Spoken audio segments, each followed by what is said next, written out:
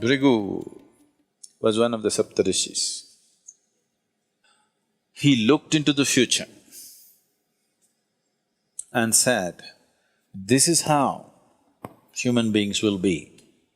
Till the end of the world, he predicted. Is he talking about you? No. He is talking about humanity as to how it will evolve, what it will do. And if the many combinations and permutations, if they are this kind, what will come towards them? If they are that kind, what will come towards them? Like this, he wrote a map. I want you to see this as a sketch. Suppose you make a sketch of the movement of the wind. Here low pressure is happening means we know wind is going to go there. High pressure is happening means we know wind is going to go away from that. So he made a map of humanity. Human consciousness, if it's like this, he will move here, he will move into this kind of womb, he will attract these kind of things, this will happen, that will happen, like this elaborately he went into the whole thing. So Bhrigu Samhita this was called, this is a map of human consciousness till the end of this solar system. How human beings will evolve, what types of human beings will come, what are all the things which will factor.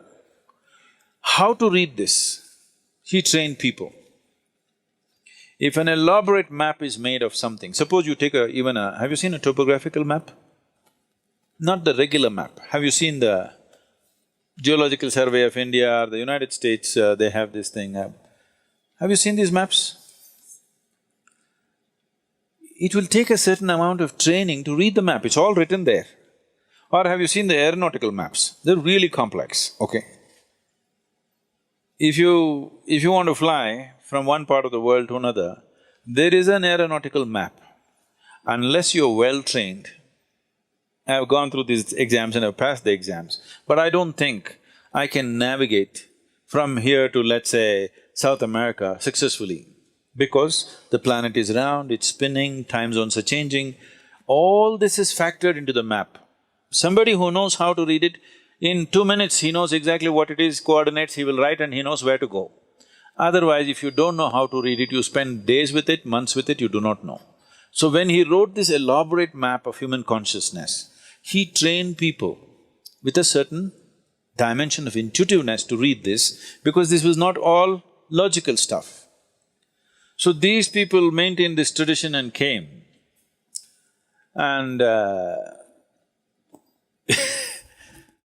it doesn't matter how skeptical you are, what you are, they will say things in your face which will make you feel like an idiot, okay? And it's true, unfortunately. You go sit there in front of Nadi Vaidya, first thing he'll shock you with is, as he said, he will tell your mother's name and father's name. You're finished, you're already floored. Because you've gone from somewhere. It doesn't matter. If you are from some other country, he will tell the first letter, he may not know that you're a Susanna or you're a Tanya, he may not know. He will say, your name starts with T. Just like that. Because he's not looking at your background or your future, nothing. He's just reading a map. By reading the map, he's saying, okay, this is the temperature, this is the elevation, this is that. But it's an intuitive map. Unless he's in a certain state, he cannot do that. So always it should happen around the temple. Vaidishwaran temple is made for this purpose, and it generally happens around that. Now for commercial interest, they've moved everywhere. It may not be as effective, but there are some who are bang on. But if you're on the spiritual path, he will refuse to predict your future, if he's a genuine one, always. So if you go and if he tells your future, that means you're still not on.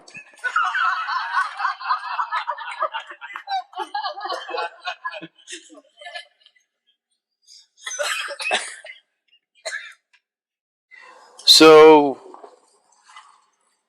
is destiny fixed?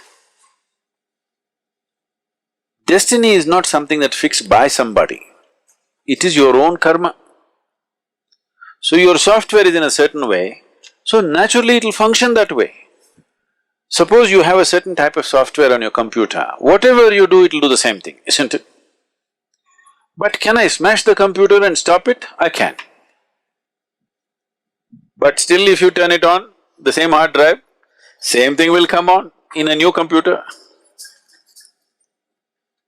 So if you want, I'll tell you, if I tell you you live for 80 and you jump off the mountain today, new computer will buy for you sometime later, but same hardware, same software rather, same thing will happen, nothing new.